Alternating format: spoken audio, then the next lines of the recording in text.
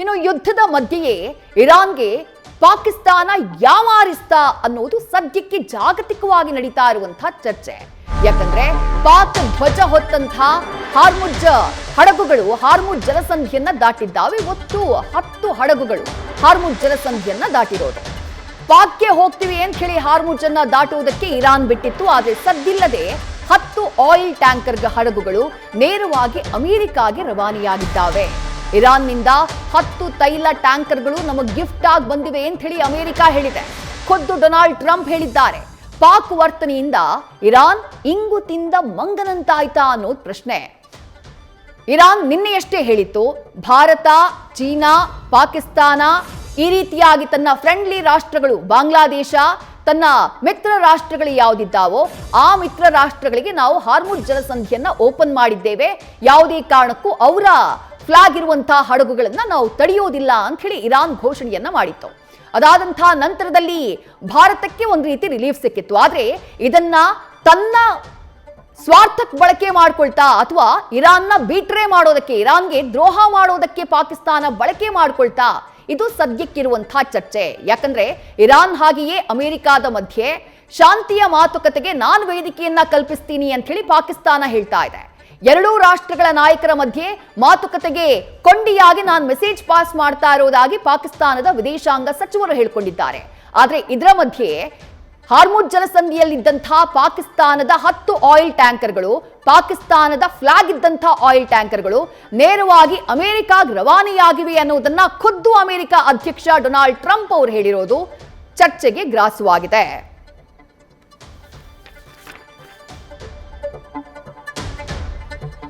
ಪಾಕಿಸ್ತಾನದ ಧ್ವಜ ಹೊತ್ತಂಥ ಹಡಗುಗಳು, ಒಟ್ಟು 10 ಹಡಗುಗಳು ಹಾರ್ಮುಜ್ ಜಲಸಂಧಿಯನ್ನ ದಾಟಿದ್ದಾವೆ. ಪಾಕಿಸ್ತಾನಕ್ಕೆ ಹೋಗ್ತವೆ ಅಂತ ಹೇಳಿ ಇರಾನ್ ಹಾರ್ಮುಜ್ ಅನ್ನ ದಾಟುವುದಕ್ಕೆ ಪಾಕಿಸ್ತಾನದ 10 ಆಯಿಲ್ ಹಡಗುಗಳಿಗೆ ಅವಕಾಶವನ್ನ ಮಾಡಿಕೊಟ್ಟಿತ್ತು ಎನ್ನಲಾಗ್ತಾ ಇದೆ. ಆದ್ರೆ ಆ 10 ಆಯಿಲ್ ಹಡಗುಗಳು ಹೋಗಿದ್ದು ನೇರವಾಗಿ ಅಮೆರಿಕಾಗೆ. ಅಮೆರಿಕಾದಲ್ಲಿ ಇರಾನ್ 10 ಆಯಿಲ್ ಟ್ಯಾಂಕರ್ಗಳನ್ನ ಗಿಫ್ಟ್ ಆಗಿ ನೀಡಿದೆ ಅಂತ ಹೇಳಿ ಖುದ್ದು ಡೊನಾಲ್ಡ್ ಟ್ರಂಪ್ ಕ್ಯಾಬಿನೆಟ್ ಮೀಟಿಂಗ್ನ ಸಂದರ್ಭದಲ್ಲಾದಂತಹ ಸುದ್ದಿಗೋಷ್ಠಿಯಲ್ಲಿ ಹೇಳಿಕೆಯನ್ನ ಕೊಟ್ಟರು. ನಿನ್ನೆ ಅವರು ಕೊಟ್ಟಂತಹ ಹೇಳಿಕೆ, ಮೊದಲಿಗೆ 8 ಆಯಿಲ್ ಟ್ಯಾಂಕರ್ಗಳನ್ನ ನನ್ನ ಜೊತೆ ಮಾತುಕತೆ ಮಾಡಿದ್ರು, ನನಗೆ ಕ್ಷಮೆಯನ್ನ ಕೇಳಿದ್ರು, ನಮ್ಮ ಜೊತೆ ಪೀಸ್ ಮಾತುಕತೆಯನ್ನ, ಶಾಂತಿ ಮಾತುಕತೆಯನ್ನ ಆಡೋದಕ್ಕೆ ಅವರು ಬೆಗ್ ಮಾಡ್ತಿದ್ದಾರೆ, ಬೇಡ್ಕೊಳ್ತಿದ್ದಾರೆ ಇರಾನ್ನವರು. ಅದಕ್ಕೆ ಪೂರಕವಾಗಿ 8 ಹಡಗುಗಳನ್ನ ಕಳಿಸ್ಕೊಟ್ರು ಮೊದಲಿಗೆ. ಅದಾದ ನಂತರ ಮತ್ತೆ 2 ಹಡಗುಗಳನ್ನ ಕಳಿಸ್ಕೊಟ್ಟಿದ್ದಾರೆ. ಆ ಹಡಗುಗಳು ಪಾಕಿಸ್ತಾನದ ಫ್ಲಾಗ್ ಇರುವಂತಹ ಹಡಗುಗಳು ಅಂತ ಹೇಳಿ ಖುದ್ದು ಅಮೆರಿಕ ಅಧ್ಯಕ್ಷ ಡೊನಾಲ್ಡ್ ಟ್ರಂಪ್ ಆನ್ ರೆಕಾರ್ಡ್ ಅವರು ಸುದ್ದಿಗೋಷ್ಠಿಯಲ್ಲಿ ಹೇಳಿಕೆಯನ್ನ ಕೊಡ್ತಾರೆ. ಆದ್ರೆ ವಿಷಯ ಇರೋದು ಇವಾಗ ಪಾಕಿಸ್ತಾನ ನಿಜಕ್ಕೂ ಇರಾನ್ನ ಗಮನಕ್ಕೆ ತಂದು ಈ ಆಯಿಲ್ ಟ್ಯಾಂಕರ್ಗಳನ್ನ ನೇರವಾಗಿ ಅಮೆರಿಕ ಕೊಡ್ತಾ ಅಥವಾ ಇರಾನ್ಗೆ ಮೋಸ ಮಾಡಿಕೊಡ್ತಾ ಅಂತ ಹೇಳಿ. ಯಾಕಂದ್ರೆ ಮಾತುಕತೆಯ ಯಶಸ್ಸಿಗಾಗಿ ಇರಾನ್ ನನಗೆ ಈ 10 ಆಯಿಲ್ ಟ್ಯಾಂಕರ್ಗಳನ್ನ ಗಿಫ್ಟ್ ಆಗಿ ನೀಡಿದೆ ಅಂತ ಹೇಳಿ ಟ್ರಂಪ್ ಹೇಳಿಕೆಯನ್ನ ಕೊಟ್ಟಿರೋದು. ಆದ್ರೆ ಇತ್ತ ಇರಾನ್ 10 ಆಯಿಲ್ ಟ್ಯಾಂಕರ್ಗಳನ್ನ ನಾವು ಪಾಕಿಸ್ತಾನಕ್ಕೆ ಕಳಿಸಿದ್ದೀವಿ ಅಂತ ಹೇಳಿ ನಂಬಿದ್ಯಂತೆ. ಇರಾನ್ ಅನ್ನ ನಂಬಿಸಿ ಹಾರ್ಮುಜ್ ಜಲಸಂಧಿಯನ್ನ, ಆ 10 ಹಡಗುಗಳನ್ನ ದಾಟಿಸುವಂತಹ ಕೆಲಸವನ್ನ ಪಾಕಿಸ್ತಾನ ಮಾಡಿದೆ. ಆ 10 ಆಯಿಲ್ ಟ್ಯಾಂಕರ್ಗಳು ನೇರವಾಗಿ ಅಮೆರಿಕಾಗೆ ಕಳುಹಿಸುವಂತಹ ಕೆಲಸ ಪಾಕಿಸ್ತಾನದಿಂದ ಆಗಿದೆ. ಪಾಕಿಸ್ತಾನದ ವರ್ತನೆಯಿಂದ ತೀವ್ರ ಅಸಮಾಧಾನಗೊಂಡಿದೆ ಇರಾನ್ ಸೇನೆ ಅನ್ನುವಂಥ ಮಾಹಿತಿ ಇದೆ.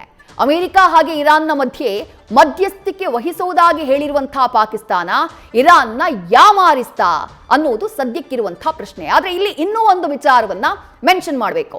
ಇಷ್ಟು ದಿನಗಳ ಕಾಲ ಅಮೆರಿಕಾದ ಜೊತೆಗಿನ ಮಾತುಕತೆಗೆ ಸಂಬಂಧಪಟ್ಟ ಹಾಗೆ ಡೊನಾಲ್ಡ್ ಟ್ರಂಪ್ ಏನೇ ಹೇಳಿದ್ರು ಅದನ್ನ ನಿರಾಕರಿಸ್ತಾ ಇದ್ದಂಥ ಇರಾನ್ ಈಗ ಇಂಥದ್ದೊಂದು ದೊಡ್ಡ ಕ್ಲೇಮ್ ಅನ್ನ ಅಮೆರಿಕ ಅಧ್ಯಕ್ಷ ಡೊನಾಲ್ಡ್ ಟ್ರಂಪ್ ಮಾಡಿದ್ದಾರೆ. ಪಾಕಿಸ್ತಾನದ ಹಡಗುಗಳಿರುವಂತಹ 10 ಆಯಿಲ್ ಟ್ಯಾಂಕರ್ಗಳಲ್ಲಿ ಇರಾನ್ ನಮಗೆ ಆಯಿಲ್ ಅನ್ನ ಗಿಫ್ಟ್ ಆಗಿ ಕಳುಹಿಸಿದೆ ಅಂತ ಹೇಳಿ ಅದನ್ನ ನಿರಾಕರಿಸುವಂತಹ ಕೆಲಸವನ್ನ ಇರಾನ್ ಇದುವರೆಗೂ ಮಾಡಿಲ್ಲ. ಇರಾನ್ನಿಂದ ಯಾವುದೇ ಅಫಿಷಿಯಲ್ ಸ್ಟೇಟ್ಮೆಂಟ್ ಬಂದಿಲ್ಲ. ನ್ಯೂಸ್ ಫಸ್ಟ್ ನಿರ್ಭೀತಿಯಿಂದ ನಿಮ್ಮ ಪರವಾಗಿ.